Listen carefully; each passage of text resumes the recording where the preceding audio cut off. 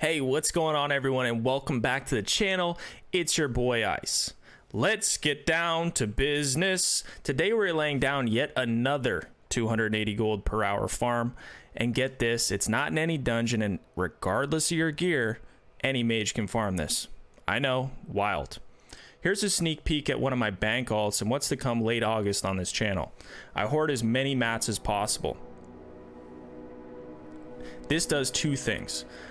Allows me to capture some profit up front by dripping mats onto the market and making myself feel good. And the second is stay stocked up when the demand increases with more returning players. This then allows me to liquidate more, securing higher returns because the demand is higher. Now, I'm not a genie, but there's probably no reason to dump all your mats onto the market immediately. Reduce the floor price. It's actually really bad to do this. We should all pay attention to the stock or quantity of a certain item we're target farming. For example, if the market has lots of one stack listings and you are listing full stacks, post at the full stack amount or slightly above it. If there is demand, you will sell them. If you undercut, you risk dropping the floor for yourself and for others. This thereby limits how much gold you can print from farm locations and the duration. If you're interested in more of my strategies related to capturing profits on farms over long periods of time, subscribe today because I'll be dropping a video on this in August. Moving on, let's go over the talents. I'm running a standard frost build without shatter or nova because it's unnecessary in almost all circumstances with the recent changes. The only flex points, in my opinion, are the resistance nodes on the arcane tree, which you can either put into flame blast for the 4% stun proc or the nova reduced CD. For me, neither was worth it since I'm using this build for multiple farm locations. Now, I'm a huge fan of water elemental. It's just a flat 300 DPS increase, a range nova, and probably the best talent mages can secure for most farming styles and if you encounter any PvP. That being said, you can farm this spot by numerous combinations of spells, which I find keeps it interesting over long sessions. Dun, dun, dun, dun. Now, the most important part of this entire video is the drops. What are we farming? Where are we farming it? How much does it drop? And what mobs drop it? What we're targeting here is baseline profits and then figuring out how we can earn more profit from those items. Two ways: enchanting, tailoring. We're averaging about 16 pulls per hour, which equates to about 4 clears per camp per hour. I haven't dropped any of the high value recipes, but I'd love to get one if Blizzard, you're listening. Please give me one. If you're a tailor, you absolutely must turn your netherweave cloth into bolts. If you do this, you will make an additional 40 to 70 silver per bolt, which is about 5 to 7 gold per stack. It's a no-brainer. As with all my farms, disenchant the greens as yields increase on average 40 to 50% per green item. This means if the vendor is 2 gold, 50 silver, it normally has a disenchant value of 4 to 5 gold. Marks of Kill Jaden are the Firewing Signet equivalent. These can be turned in for rep until honored at the Aldor base in Shatrath, and then somewhere else once Wrath of the Lich King drops, but we don't care about that. It takes 229 to reach honored. These still sell on my server for slightly less than the Marks of Sargeras, but personally I'm going to be holding on to them.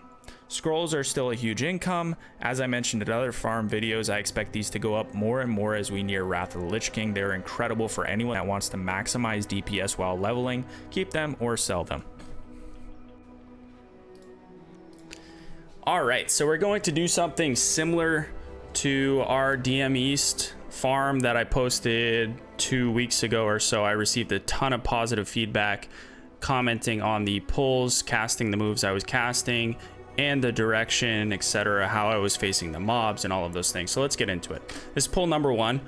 We are gonna make sure the volume's off. All right, excellent. We're at Forge Camp Hate, the north camp. Just buffing up. Always pulling on a ground mount, or I guess if you have flying, you can just run on the ground, but you risk taking off and leashing the mobs. I wait for them to catch up to me here because you can pull that Legionnaire with the Fell Cannon, and it's really unfortunate. Just Arcane Explosioning, making sure they're not gonna run away. Nova, Blizzard. I always cast at least one blizzard every time I Nova. Get them low enough. Cone of Cold, you can Arcane Explosion them. You could even, instead of blizzard, Flame Blast. Just have fun with it. That's pretty much it. We'll just skip the looting and whatnot. I think you guys have already seen this. Or you know what, we'll just let it ride. You guys can see the loot here.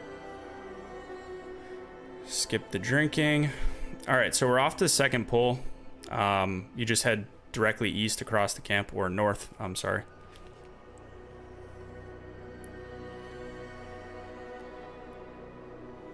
Now, typically every other pull, I grab one of these engineers. As long as I have a Icy Veins and or Elemental, I will pull them, because you need cooldowns to kill these guys. They hit extremely hard. And also will do a leash if you run too far away. So never, when you pull them, use your blink. See, I'm just kind of slowing. Just waiting for him to catch up. Waiting for my Nova.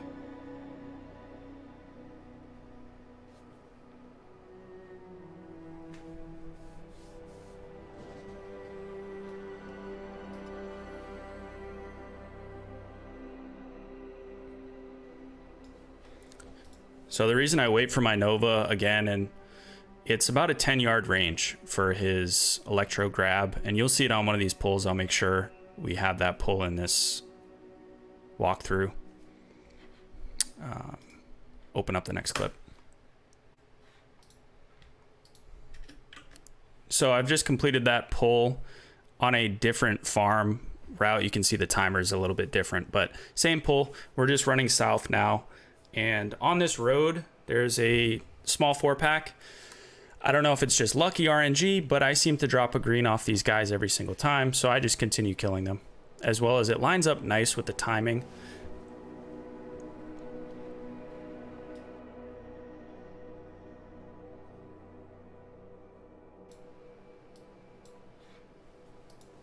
Again, you can kill these guys any which way you please. Casting Arcane Explosion, Blizzard, Cone of Cold.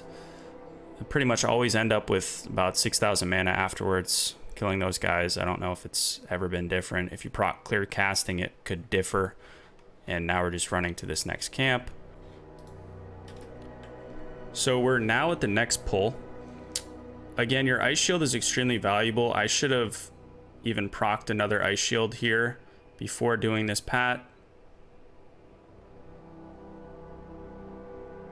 You can see how quickly when fighting that engineer, he one-hits your shield. And then even more so, he gripped me in. You've now seen that. Always save your blink when pulling the engineers. Get my elemental out.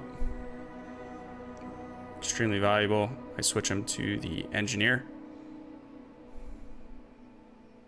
Pulls me in again. Pretty tragic. That's worst case scenario there, and you can see I'm perfectly fine. I have plenty of cooldowns. I still have Cold Snap. And I don't have mana gems, which is a mistake on my behalf, but if you're lower geared, I would definitely suggest make your mana gems. No reason not to. There's plenty of downtime. And of course, don't use your blinks. As you saw, that will kill you.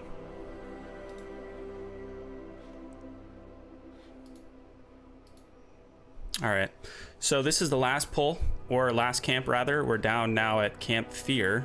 We just killed the middle pack, which I don't consider a pull because it's only 4 mobs. It's not really pulling anything. Now, a mistake I made here, I should have recast my Ice Shield. I had a fresh Ice Shield. These engineers one-hit the Ice Shield. They do about anywhere from 700 to, not sure what's happening here with the video, 700 to 900 per melee. So you want to get as much value as you can out of that, because you're going to see what happens here. So grouping them up. Okay, great. Frost Nova. Pop my trinkets. Misclick Blizzard, very nice. Boom. He grips me in, I blink out. This is why you don't waste blink. You never blink away, because they will grip you in and you'll just die. Get my elemental. There we go. Fortunately getting some clear casts here because another mistake, I didn't make any mana gems. No reason to not do that. Grip me in a second time. That's the worst RNG you can get. In the 4 hours I farmed, that I think was the only time that happened. And you can see how much damage my elemental does. Extremely valuable. So yeah, takeaways from that is if you have 40 seconds on your ice shield, it's typically a good pull. If you have less than 20 seconds on your ice shield, I would recast an ice shield, wait 15 seconds, maybe make a mana gem, make the most of your time, maybe organize your bags, do something in that time. But you want to get a fresh ice shield, especially if you have less than 8 KHP.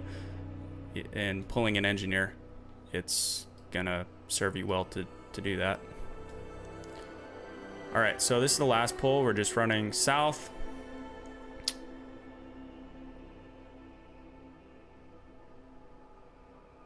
Again, grabbing them from max range. Don't waste any hits on your ice shield. Standing still, I find you take less melees because the leeway, if you notice, I'm standing still on almost every pull when I'm on my mount, and that's because watch how they don't melee me. If you're running back and forth, you will be meleeed. In these current patches of Classic and TBC, when you're walking away from mobs and they're not frozen in place, you'll take subsequent melees, and it's just, it's not worth it. Here I go for the Arcane Explosion. Last few kills with the critical strike points on Arcane, it's pretty valuable. And that's pretty much it. If you like this video and you like this commentary, please let me know down in the comments. Work very hard on these, take some pride in it. I really appreciate all the support I've gotten in the last couple of weeks, and we're gonna keep pumping them out up until Wrath, and then Wrath hit it even harder maybe. So stick around, see you on the next one.